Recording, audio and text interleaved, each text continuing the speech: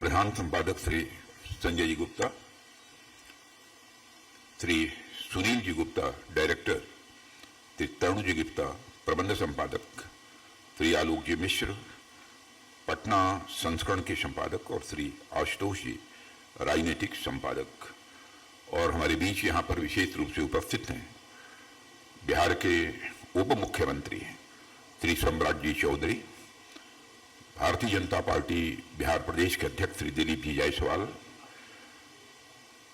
मंत्री बिहार सरकार में श्री मंगल जी पांडे और हमारे भारत सरकार के पूर्व मंत्री और यहाँ के स्थानीय सांसद और जिन्हें हम कह सकते हैं कि विधि के क्षेत्र में जिनकी एक सारे देश में एक साख है, ऐसे श्री रविशंकर प्रसाद जी और भारत सरकार के पूर्व मंत्री श्री शहनवाज जी हुसैन और इस कार्यक्रम में मौजूद अन्य सभी सम्मानित देवियों व सज्जनों।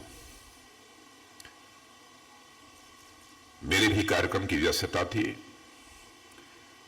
लेकिन जब मुझे जानकारी दी गई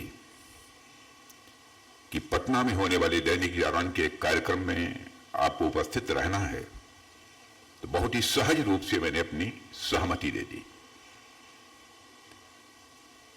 और सहज रूप से सहमति इसलिए दे दी, जब से थोड़ी बहुत सामाजिक और राजनीतिक चेतना हम लोगों के अंदर पैदा हुई, तब से इस समाचार पत्र दैनिक जागरण का नाम हम सुनते आ रहे हैं। और इसमें कहीं दो मत नहीं है कि भारत के पत्रकारिता जगत में दैनिक जागरण की एक अपनी साख है, एक अपनी विश्वसनीयता है। इसलिए सहज रूप से यह मन के अंदर भाव पैदा हुआ इस कार्यक्रम में जाने की सहमति हमको देनी चाहिए। और आज इस कार्यक्रम में आप सबके बीच यहां मैं उपस्थित हूं, तो सबसे पहले मैं पूरे दैनिक जागरण समूह को बिहार में प्रकाशन के 25 वर्ष पूरे होने के अवसर पर तहे दिल बधाई देता हूं। किसी भी समाचार पत्र के अपने प्रकाशन के 25 वर्ष पूरा करना, मैं मानता हूं कि कोई सामान्य बात नहीं है, बल्कि एक महत्वपूर्ण पड़ाव होता है। और आपने यह पड़ाव तय किया है, मगर यह सफर आगे भी अनवरत जारी रहेगा, यह बात मैं पूरे विश्वास के साथ कह सकता हूं। जैसा मैं जागरण समूह को जानता हूं, उस आधार पर यह बात कह रहा हूं।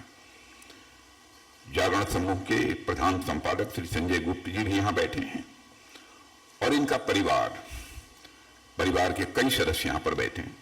लंबे समय से हिंदी पत्रकारिता की जो सेवा करता चला आ रहा है, उसकी जितनी भी सराहना की जाए वह कम है।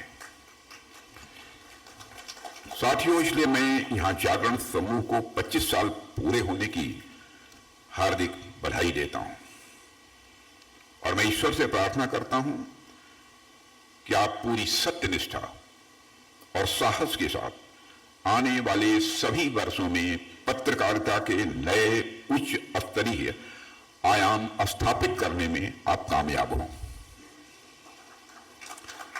वही बिहार के मुख्यमंत्री श्री नीतीश कुमार जी के सुशासन के भी 25 साल पूरे हुए हैं। इसलिए बिहार राज्य के मुख्यमंत्री हैं, बिहार राज्य की राजधानी में मैं यहां खड़ा हूं।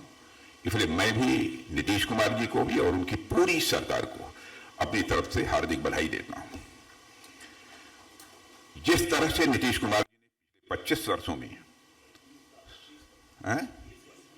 20 वर्ष में पिछले 20 वर्षों में सुशासन के नए कीर्तिमान स्थापित किए हैं, वहीं दैनिक जागरण ने इस पटना संस्करण ने भी अपने हिंदी पत्रकारिता के एक नए प्रतिमान गढ़े हैं। साथियों, हमारे देश में पत्रकारिता का इतिहास भारतीय स्वतंत्रता संग्राम के इतिहास से जुड़ा हुआ है। जैसा कि आप लोग भी जानते हैं कि महात्मा गांधी, बाल गंगाधर तिलक, लाला लाजपत राय, सुरेंद्रनाथ बनर्जी जैसे कई राष्ट्रीय नेता पत्रकार भी थे। इतना ही नहीं, पंडित अटल बिहारी वाजपेयी जी भी माने जाने एक पत्रकार थे।